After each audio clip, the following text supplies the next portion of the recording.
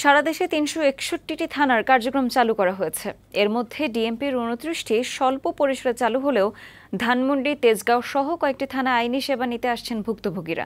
তারা বলছে, গত কয়েকদিন বন্ধ থাকার পর আবারও থানার কার্যক্রম শুরু হওয়ায় স্বস্তি ফিরেছে।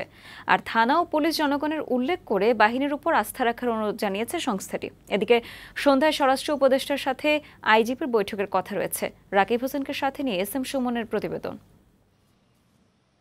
সম্প্রতি ছাত্র আন্দোলনে সরকার পতনের দিন ৫ই আগস্ট বিকেল থেকে ঢাকাসহ সারা দেশের থানাগুলোতে তাণ্ডব চালানো হয়। এ সময় হামলার শিকার হয় পুলিশ সদস্যরা। এ সময় মারা গেছে অনেক পুলিশ সদস্য।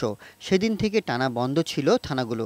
গত বৃহস্পতিবার জনগণের জানমাল রক্ষা ও নিরাপত্তার বিষয়টি মাথায় রেখে স্বল্প পরিসরে থানা চালুর সিদ্ধান্ত নেয় পুলিশ সদর দপ্তর। পরদিন শুক্রবার পুরো দমে কার্যক্রম শুরু করে ঢাকার ৩টি থানাসহ বেশ কয়েকটি থানা। শনিবার সারা দেশে ৩৬১টি থানার কার্যক্রম চালু করা হয়েছে। এর মধ্যে ডিএমপির ২৯টি থানা চালু করা হয়েছে। আর ধানমন্ডি ও তেজগাঁও থানাসহ কয়েকটি থানায় আইনি সেবা নিতে আসতে শুরু করেছে সাধারণ মানুষ।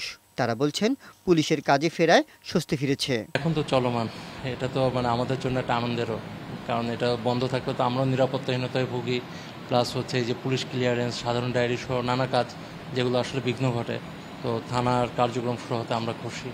থানা ও পুলিশ বাহিনী সবসময় জনগণের সেবায় নিয়োজিত উল্লেখ করে বাহিনীর উপর আস্থা রাখতে সংস্থাটি অনুরোধ করেছে। সংস্থাটি বলছে, মনোবল বাড়িয়ে কাজে ফিরছেন পুলিশ সদস্যরা। এই সময় ছাত্র জনতার সহযোগিতার কথাও বলা হয় সংস্থার পক্ষ থেকে। আমরা একটু কণ্ঠস্বর হয়ে গেছিলাম, এখন আমাদের মনোবল ঠিক আছে। আমরা যদি এখন আমরা আমাদের কর্তৃপক্ষ থেকে তো আমাদের অর্ডার দিছি, আমরা তো চলে আসছি, কর্মক্ষেত্রে আছি, সেই ক্ষেত্রে আমরা আগের মতো আমরা কাজ করবো। আমাদের মনোবল ইনশাল্লাহ আগের চেয়ে অনেক পরিবর্তন হয়েছে। সব সদস্য যাতে কাজে ফিরে সেবা দিতে পারে সেই সুযোগ করে দেওয়ার জন্য নাগরিকদের অনুরোধ জানিয়েছে পুলিশ।